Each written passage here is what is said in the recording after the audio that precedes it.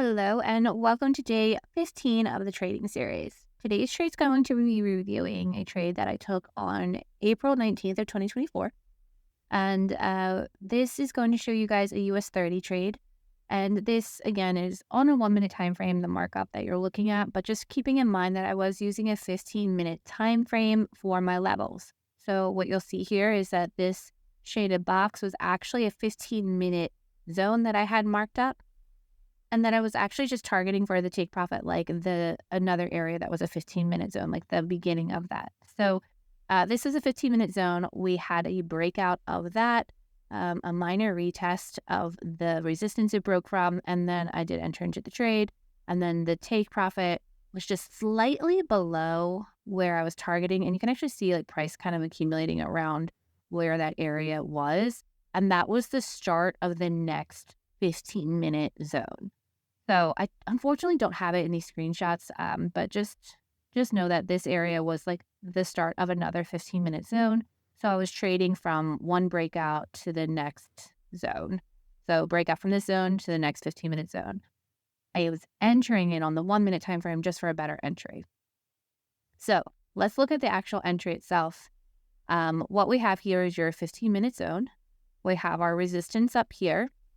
And then what I did have was some breaking out happening. It did break out pretty early on in here. I did not take the initial breakouts. If you look at the time, for me, indices opens is 9:30. This is just prior to the opening.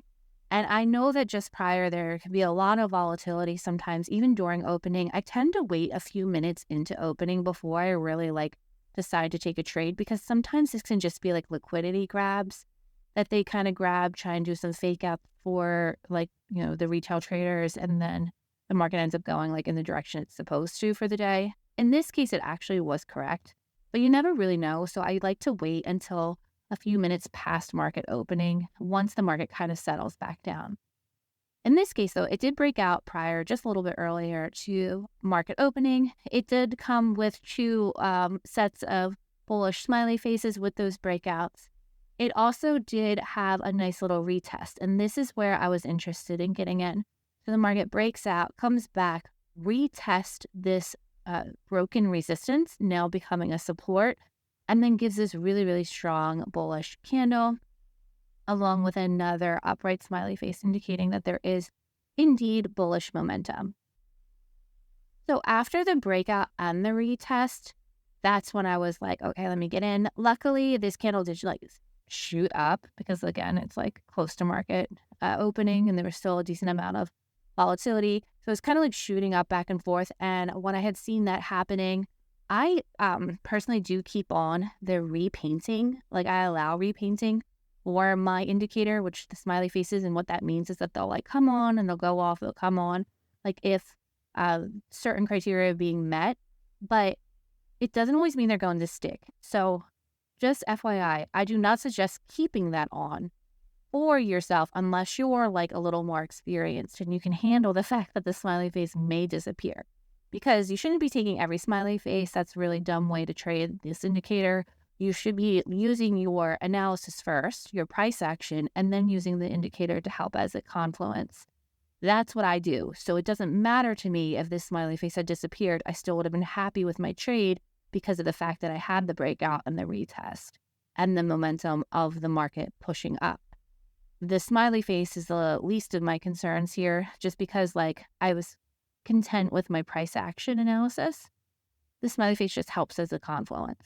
So if you cannot in your heart say that you understand why you're taking a trade and you're just doing it blindly based off of smiley faces, if you're in the community and you have access to this indicator, please know that you shouldn't be doing it that way. And I'm not doing that. I know it looks easy, you just see me, mark up a chart and put a smiley face on, but it's not at all what I'm doing. And these, it doesn't matter to me whether the print would have stuck or not. I would have still stood by my analysis. So make sure that you're able to say the same about your trades. Okay, my rant on that is done. What I would like to say, though, is I do keep repainting on these, which means that they'll kind of print and disappear. In this case, it did stick at the end, but I was able to get in at a better price because I did see the smiley face forming, which always gave me a little extra bump in confidence. And I already, like I said, was confident in my breakout and then the retest and just seeing the momentum of how strong this candle was, I was willing to take this trade. So I entered around that price point that you're seeing where the entry is. My stop loss was actually pretty nice. I was able to go just under the retest, slightly into the zone just in case, but under the retest. That allowed me to be able to have a lot nicer reward. So I was able to get a 4R out of this trade. And like I said, I was just targeting the bottom of the next zone that was like on the 15-minute time frame. So this whole area in here was like a zone on the 15-minute time frame.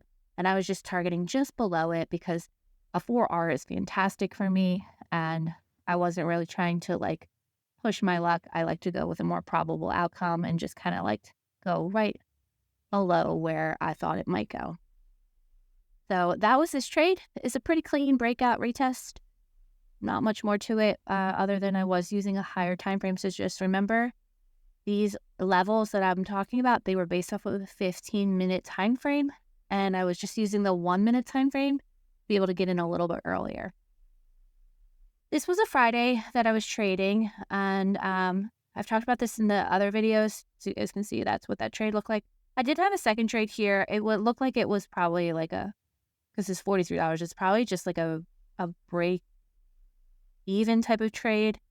I didn't submit a markup for that little trade though, but my assumptions, it was probably like a break even type of trade.